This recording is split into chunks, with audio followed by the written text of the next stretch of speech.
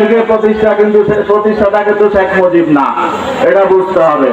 আমাদের এই মুহূর্তে প্রয়োজন একটি জাতীয় ঐক্য, কারণ এখন আত্মতুষ্টিতে ভুগলে হবে না। এই প্রতিটা স্বৈরাচারের পেটাত্তারা কিন্তু এখনো আছে। আমাদের ঐক্য যাতে স্থায়ী হয়, শুধু নির্বাচন কেন্দ্রিক ঐক্য হবে, কিছুদিন পর আবার ঐক্য ভেঙে যাবে, মানুষের মধ্যে হতাশা তৈরি হবে, এমন ঐক্য নয়। বিগত দিনে যারা কর্তৃত্ববাদী শাসন চালিয়েছে, স্বৈর শাসন চালিয়েছে, জুলুম নির্যাতন চালিয়েছে, জনগণের অধিকার কেড়ে নিয়েছে, বাংলাদেশটাকে ভারতের পরশ রাজ্যে পরিণত করার চেষ্টা চালিয়েছে, সেই খুনি সরকার, ফ্যাসিস্ট সরকার, জালিম সরকারকে আমরা বিদায় করেছি। এই আওয়ামী সরকারের প্রধান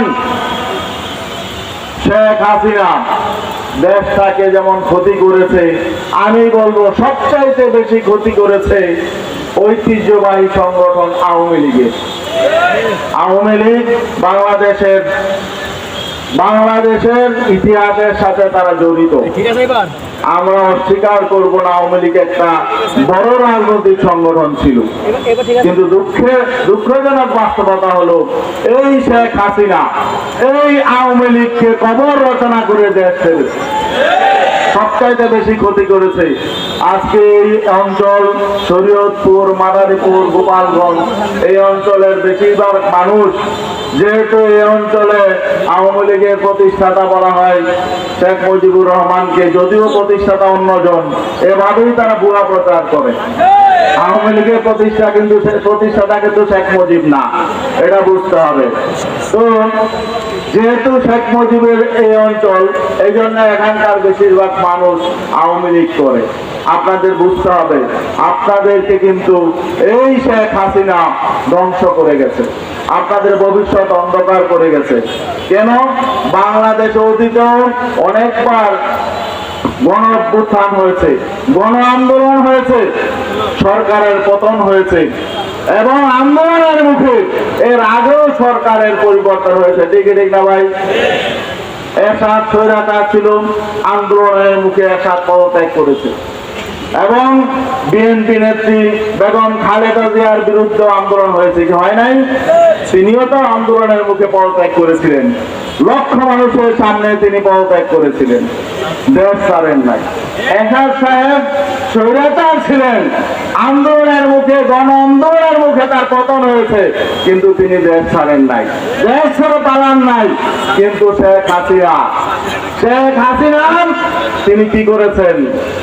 শুধু পদত্যাগ করেন নাই, তার পতনই হয় নাই, সে দেশ ছেড়ে পালিয়েছে।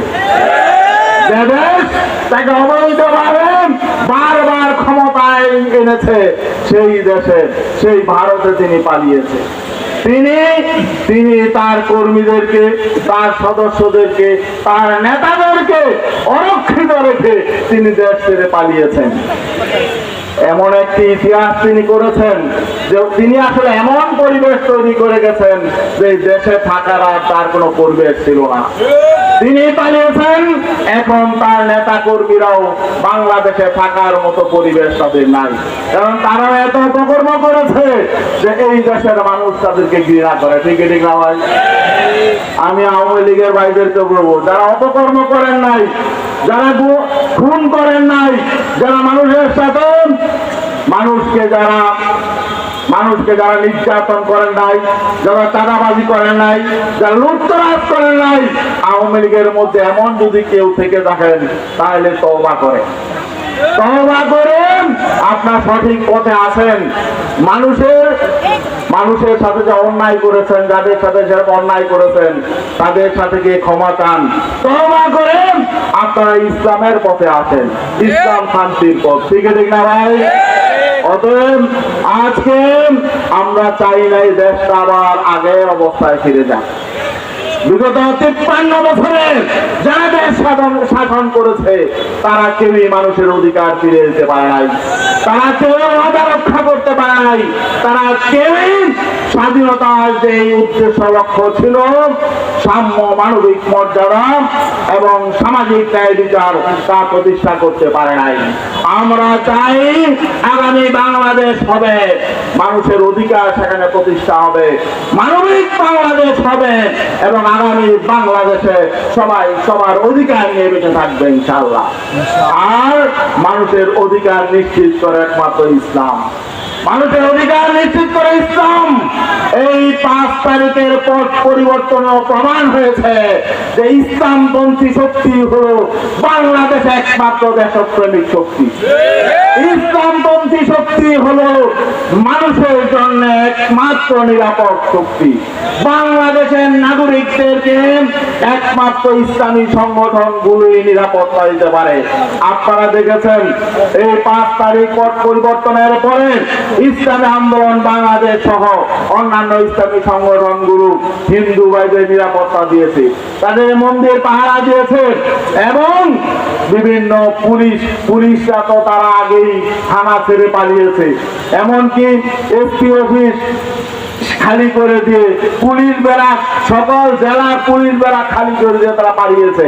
কারণ কি? তারা পেশাদারিত্ব পালন করে নাই, তারা নিজেরা যে শপথ করেছিল সেই শপথ লঙ্ঘন করে তারা আওয়ামী ক্যাডারের ভূমিকা পালন করেছে, তারা দলীয় ক্যাডারের ভূমিকা পালন করেছিল। এই জন্য দেখা গেল সবগুলো থানা ছেড়ে তারা পালিয়েছে। কেন? জনগণের ভয়ে। কারণ তারা জনগণকে নির্যাতন করেছে, জনগণকে গুম করেছে, খুন করায় তারা নেতৃত্ব দিয়েছে এবং তারা মিথ্যা মামলা দিয়ে হয়রানি করেছিল। ঠিক না ভাই? আজকে আমরা এখানে বিগত 15 বছর যে সমস্ত সংগঠন, সরকার বিরোধী যে সকল সংগঠনগুলো এই সরকারের বিরুদ্ধে আন্দোলন করেছে, খুনের শিকার হয়েছে এবং কারাবন্দী হয়েছে, জুলুমের শিকার হয়েছে, আমরা তাদের প্রতি শ্রদ্ধা জানাই, সম্মান জানাই। বিশেষ করে এই জুলাই বিপ্লব এবং 5 আগস্টের অভ্যুত্থানে যারা শাহাদত বরণ করেছেন, যেসব ছাত্র ভাইয়েরা জীবন দিয়েছেন, তাদের প্রতি আমরা শ্রদ্ধা জানাই এবং বর্তমান অন্তর্বর্তীকালীন সরকারের প্রতি আমরা দাবি জানাবো তাদেরকে বাংলাদেশের শ্রেষ্ঠ সন্তানের মর্যাদা তাদেরকে দিতে হবে। আর যারা খুন করেছে, গণহত্যা করেছে, আমরা দেখতে পাচ্ছি এখনো পর্যন্ত তাদেরকে আইনের আওতায় নিয়ে বিচারের প্রক্রিয়া শুরু করা হয় নাই। বিচার করতে হবে।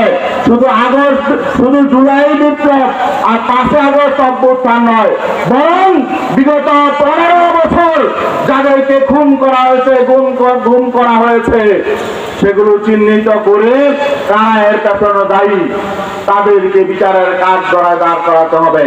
তবে একটা বিষয় হলো, কেউ কারোর প্রতি যাতে জুলুম করা না হয়, কারোর প্রতি যাতে অবিচার করা না হয়, অতীতে যেমন মিথ্যা মামলা দিয়ে হয়রানি করা হয়েছে, সামনে যাতে মিথ্যা মামলা দিয়ে শুধু রাজনৈতিক কারণে কাউকে হয়রানি করা না হয়। সংগ্রামী ভাইরা আমার, আজকে এখানে অন্যান্য ইসলামী সংগঠনের নেতৃবৃন্দ আছেন, বিভিন্ন দেশপ্রেমিক সংগঠনের নেতৃবৃন্দ আছেন। আমাদের এই মুহূর্তে প্রয়োজন একটি জাতীয় ঐক্য, কারণ এখন আত্মতুষ্টিতে ভুগলে হবে না। এই পতিত স্বৈরাচারের পেটাত্তারা কিন্তু এখনো আছে, বিভিন্ন ইস্যুতে আজকে তারা দেশকে অস্থিতিশীল করতে চাচ্ছে। তারা এই বিজয়কে তারা ব্যর্থ করে দেওয়ার চেষ্টা করবে, এই পরিবর্তনকে তারা ব্যর্থ করে দেওয়ার চেষ্টা করবে। এজন্য যারা আওয়ামী ফ্যাসিস্ট বিরোধী যে সমস্ত রাজনৈতিক শক্তি আছে, এখন আমাদের বেশি সতর্ক থাকতে হবে। আবার যাতে এই অপশক্তি যাতে আবার পুনর্বাসিত হতে না পারে, এই সুযোগ তাদেরকে দেওয়া যাবে না। এজন্য আমাদের ঐক্যবদ্ধ হতে হবে। বিশেষ করে আমি ইসলামী সংগঠনগুলোর নেতৃবৃন্দকে বলবো, আসুন আমরা জনগণের আকাঙ্ক্ষার আলোকে আমরা ঐক্যবদ্ধ হই। আমাদের নেতা সাইদে চরমরাই দেখেন, এই বৈষম্য বিরোধী গণঅভ্যুত্থানে বাংলাদেশের শীর্ষস্থানীয় কোন রাজনৈতিক নেতা কিন্তু মাঠে নেমে নেতৃত্ব দেয় নাই, একমাত্র মাঠে নেমে নেতৃত্ব দিয়েছেন সাইদে চরমরাই। তিনি জীবনের মায়া ত্যাগ করে তিনি মাঠে নেমে নেতৃত্ব দিয়েছেন, ছাত্রদের সাথে নেতৃত্ব দিয়েছেন, গণমানুষের সাথে নেতৃত্ব দিয়েছেন। এজন্য আজকে আমরা এই সাহিত্য চরমাইকে ধন্যবাদ জানাই, তিনি আজকে মানুষের হৃদয়ে স্থান করে নিয়েছেন।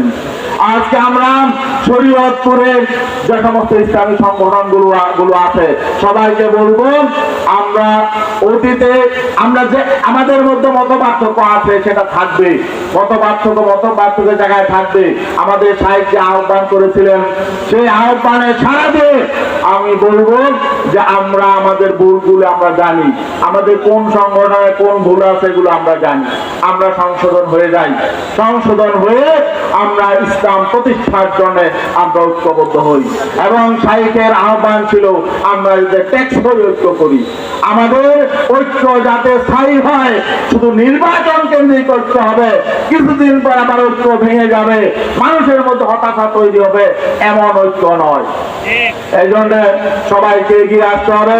পরিশেষে আমি আবার সবাইকে আজকের এই সম্মেলনের পক্ষ থেকে আহ্বান জানাচ্ছি, আসুন আমরা দেশকে এগিয়ে নিয়ে যাই। আরেকটা খবর আমরা পাচ্ছি, 5 তারিখের পরে নতুন ভাবে দখলদারি হচ্ছে, নতুন ভাবে চাঁদাবাজি হচ্ছে।